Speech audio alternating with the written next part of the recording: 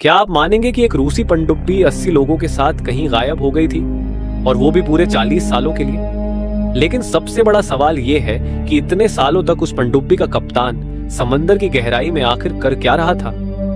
और जब ये बात अमेरिका तक पहुंची तो वो इस पनडुब्बी को क्यों चुराना चाहता था। इसमें ऐसा क्या राज छुपा था जिसे दुनिया से छुपाना जरूरी था। साल था 1943। एडोल्फ हिटलर ने यूरोप का लगभग 70% हिस्सा अपने कब्जे में कर लिया था। यूरोप के बचे हुए देश अपने सैनिकों के लिए अमेरिका से दवाइयां और खाना मंगवा रहे थे। दुनिया आग में जल रही थी कि जर्मनी को यह बात पता चल चुकी थी। जर्मनी की यू बोट बेड़ा अटलांटिक महासागर में अमेरिका की सप्लाई लाइन काटने की तैयारी में था। हर हफ्ते नए कार्गो जहाज डूब रहे थे और समुद्र खून और लोहे का कब्रिस्तान बन चुका था। इसी दौरान एक खबर सोवियत संघ तक पहुंची। ब्रिटेन की रॉयल नेवी इंटेलिजेंस ने एक गुप्त रिपोर्ट भेजी। रिपोर्ट में लिखा था, जर्मन नौसेना बहुत बड़ा हमला करने वाली है। निशाना होगा न्यूयॉर्क पोर्ट। अगर यह हमला सफल हुआ तो अमेरिका की सप्लाई लाइन टूट जाएगी और यूरोप हिटलर के सामने घुटने टेक देगा। यह खबर मॉस्को के लिए मौत की जैसे चेतावनी थी। अगर अमेरिका हार गया तो अगला निशाना निश्चित रूप से सोवियत संघ ही बनता। प्रोजेक्ट 811 नौसैनिक मिशन को मंजूरी दी। मिशन का नाम रखा गया प्रोजेक्ट 811। इसके लिए भेजा गया एक अकुला क्लास की पनडुब्बी जिसका नाम था S-128 क्रेस्टा। इसके कप्तान थे दिमित्री वोल्कोव, एक ऐसा व्यक्ति जिसे सोवियत नौसेना में सबसे क्रूर और सबसे वफादार अधिकारी माना जाता था। वह पहले भी आर्कटिक मिशन पूरे कर चुका था और दुश्मन के समुद्र में घुसकर ऑपरेशन कर चुका था। लेकिन S-128 केवल एक साधारण पनडुब्बी नहीं थी। इसके भीतर लगा था एक ग्रैंड स्लैम बम जिसका नाम सुनते ही जर्मन सैनिकों के पसीने छूट जाते थे। आधिकारिक फाइलों में इसका कोड नेम था रेड सन। इस बम के बारे में केवल कप्तान वोल्कोव और मॉस्को के कुछ शीर्ष अधिकारी ही जानते थे। बाकी दल के लिए यह सिर्फ एक हमला करने वाली पनडुब्बी थी। मिशन बेहद कठिन था। अटलांटिक में गश्त करना, जर्मन यू बोट की योजनाओं को नाकाम करना और यदि जरूरत पड़ी तो रेड सन का इस्तेमाल करना। सफर की शुरुआत हुई एक अंधेरी रात को S-128 क्रेस्टा मुरमांस्क नौसैनिक अड्डे से रवाना हुई। पनडुब्बी में 80 सोवियत सिपाही नियम के अनुशासन में बैठे थे। इंजन की धीमी गुनगुनाहट और समुद्र की खामोशी ही उनका साथ दे रही थी। कप्तान वोल्कोव ने विदा लेते समय अपने अधिकारियों से कहा, यह मिशन हमारे लिए नहीं, पूरी दुनिया के लिए है। लेकिन याद रखना, अगर हम मरे भी तो हमारा नाम कभी इतिहास में दर्ज नहीं होगा। दल के चेहरों पर एक अजीब सा डर था, लेकिन हर सैनिक के भीतर देशभक्ति और जोश झलक रहा था। समुद्र का सफर पहले 2 दिन सब कुछ ठीक रहा। पनडुब्बी अटलांटिक के ठंडे अंधेरे पानी में शांति से चल रही थी। टीम अपने रोज के कामों में व्यस्त था। रेडर की निगरानी, इंजन की जांच और टॉर्पीडो की तैयारी। एक बड़ा अधिकारी इवानोव ने अपनी डायरी में लिखा, The sea is calm, but it feels as if someone beneath the water is watching us. शुरुआत में सब ने इसे मजाक समझा, लेकिन तीसरे दिन की शाम सब कुछ बदल गया। काला समुद्र में कदम रेडियो से अचानक सोवियत अड्डे तक एक आपात संदेश पहुंचा। कंपास काम नहीं कर रहा, हम किसी अजीब जगह घुसते जा रहे हैं। समुद्र का रंग काला पड़ता जा रहा है। रडार अनजान संकेत दिखा रहा है। कप्तान वोल्कोव ने तुरंत कंट्रोल रूम में अलार्म बजवाया। सोनार ऑपरेटर चिल्लाया, सर, कोई भी सिग्नल वापस नहीं आ रहा, जैसे हम किसी खाली जीरो में घुस गए हों। पेरिस्कोप से देखा गया, सचमुच समुद्र काला पड़ चुका था। न कोई लहर, न कोई रोशनी। पानी एकदम मर चुका था और भयानक लग रहा था। टीम के अंदर डर का माहौल फैल गया। वोल्कोव ने आदेश दिया, रेडियो ऑपरेटर, मॉस्को को तुरंत अंतिम संदेश भेजो।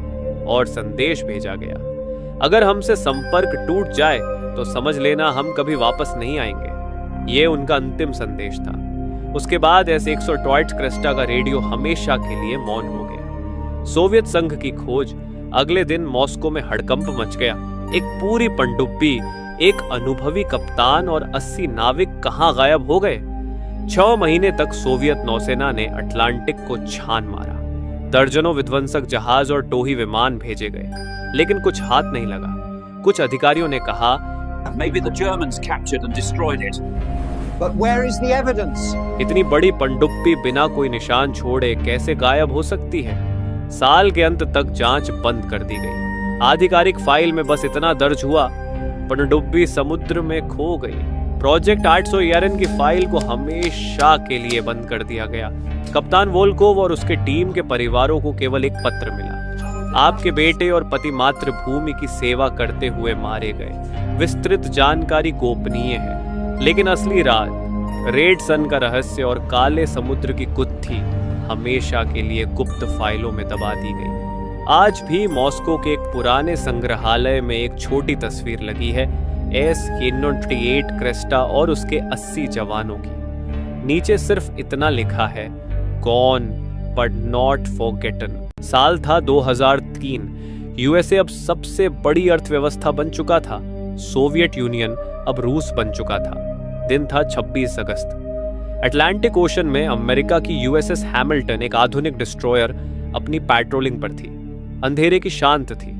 आसमान पर एक बड़ा सा चांद था जो समुद्र के ऊपर चांदी की तरह चमक रहा था। शिप में पर खड़े कैप्टन रोनाल्ड हेज कॉफी पी रहे थे। तभी एक अचानक रेडियो ऑपरेटर चिल्लाया, सर, एक अनजान सिग्नल हमें मिल रहा है। सिग्नल पुराना सोवियत कोड का है। हेज ने तुरंत रेडियो हेडसेट लिया। सिग्नल बहुत कमजोर था। मैं कैप्टन डिमिट्री वॉल्वो बोल रहा हूं, हमें तुरंत न्यूयॉर्क पोर्ट पर डॉक करने की अनुमति दी जाए। ऑफिसर्स ने एक दूसरे की तरफ देखा। वोल्कोव, क्रेस्टा, ये तो वही सबमरीन थी जो 1945 में गायब हो गई थी। कैप्टन ने तुरंत इज्जत दी। समुद्र का असंभव दृश्य यूएसएस हैमिल्टन के रेडर ऑपरेटर ने रिपोर्ट दिया, सर, एक बड़ी सबमरीन पानी के ऊपर आ रही है। क्रू ने देखा और उनके होश उड़ गए। पानी के ऊपर एक अकूला क्लास सबमरीन उभर रही थी। वह बिल्कुल वही डिजाइन का था जो विश्व युद्ध के दौरान यूज होता था, लेकिन एक अजीब बात थी, उसका हल एकदम नया चमक रहा था, जैसे सबमरीन कल ही मॉस्को के शिपयार्ड से लॉन्च हुई हो। न जंग, न खरोंच, न ही कोई टेंट। फिर एक हैच खुली और एक आदमी पोर्ट पे आया। उसके कंधे पर सोवियत बैच था। वह था captain Dmitri Volkov. Volkov port पर आता है। उसने बिल्कुल सोवियत यूनियन जैसे कपड़े पहने थे। वोल्कोव ने अपना बैच दिया और बोला, मैं कैप्टन वोल्वोवो सोवियत नेवी से हूं। मुझे तुरंत न्यूयॉर्क पोर्ट तक पहुंचने की परमिशन चाहिए। हिटलर के जर्मन शिप्स कुछ ही घंटों में एक बड़ा हमला करने वाले हैं। यूएसएस हैमिल्टन के ऑफिसर्स हैरान थे। एक ऑफिसर बोल पड़ा, सर, ये तो 60 साल पहले ही मर चुके थे ना। कैप्टन हेज ने कहा, कैप्टन वोल्कोव, ये 2003 है। वर्ल्ड वॉर कब का खत्म हो चुका है। हिटलर मर गया है और सोवियत यूनियन जैसा कोई देश नहीं है। वोल्कोव एकदम चुप हो गया। उसका चेहरा सफेद पड़ गया। उसने आसपास देखा, modern radar towers, guided missile destroyers और एयरप्लेन्स। फिर धीरे से सिर हिलाया और बिना कुछ कहे दोबारा अपनी सबमरीन की तरफ भाग गया। जितने में कोई कुछ समझ पता, इतने में दमित्री सबमरीन में डाबर घुस गया। यूएसएस हैमिल्टन ने चेतावनी दी कि बाहर आओ वर्ण, हम सबमरीन को उड़ा देंगे। लेकिन S-128 क्रेस्टा ने बिना जवाब दिए पानी के अंदर लौटना शुरू कर दिया। यूएस नेवी ने तुरंत अपने हंटर किलर सबमरीन्स भेजे उसके पीछे, लेकिन सिर्फ कुछ मिनट बाद रेडार स्क्रीन एकदम खाली हो गया। सबमरीन एक सेकंड में गायब हो गई, जैसे समुद्र ने उसे निगल लिया हो। अगले दिन ये सारी खबर CIA तक पहुंची। 2 हफ्ते बाद CIA ने अटलांटिक में डीप सी रेडार लगाया। एक अनजनी रीडिंग मिली। 2000 मीटर नीचे एक पुरानी सबमरीन फंसी हुई थी। पता किया गया तो ये वही S-128 क्रेस्टा थी। CIA ने एक कैमरा अंदर भेजा। कैमरा ने एक ब्लास्ट हुई सबमरीन को रिकॉर्ड किया। CIA बहुत जल्दी में थी उस सबमरीन के बॉम्ब रेड सन को चुराने के लिए। लेकिन जैसे ही कैमरा सबमरीन के पास से गुजरा तो कंट्रोल रूम स्पीकर से कई रोने की आवाजें आने लगीं, जो कि असंभव था। सब साइंटिस्ट हैरान हो गए। अचानक कैमरा एक सफेद रोशनी को पकड़ने लगा और फिर केबल एक डरावनी आवाज के साथ टूट गया। मशीन तबाह हो गई। CIA ने तुरंत ऑपरेशन बंद कर दिया। फाइल पर लिखा गया subject unstable, further contact dangerous, लेकिन उसमें लगा बॉम्ब अमेरिका को चाहिए था। तो 5 साल बाद अमेरिका ने एक स्पेशल हाई टेक जहाज बनाया, USS टाइटन। टारगेट S-128 को समुद्र से बाहर खींचना और सीक्रेट बॉम्ब को रिकवर करना। 2008 के गर्मियों में ऑपरेशन शुरू हुआ। कई सारी स्टील केबल्स के अंदर भेजा गया उसे पकने के लिए।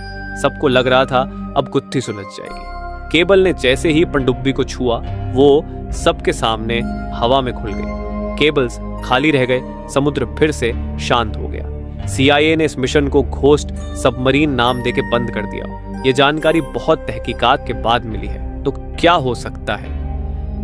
और जब ये बात अमेरिका तक पहुंची तो वो इस पनडुब्बी को क्यों चुराना चाहता था? इसमें ऐसा क्या राज छुपा था जिसे दुनिया से छुपाना जरूरी था? राइट वाली वीडियो पे क्लिक करके देखिए कैसे मेरे दोस्त रवि ने रात 9 बजे वाली ट्रेन में चढ़कर अपनी जान बचाई, वरना आज शायद वो हमारे बीच ना होता।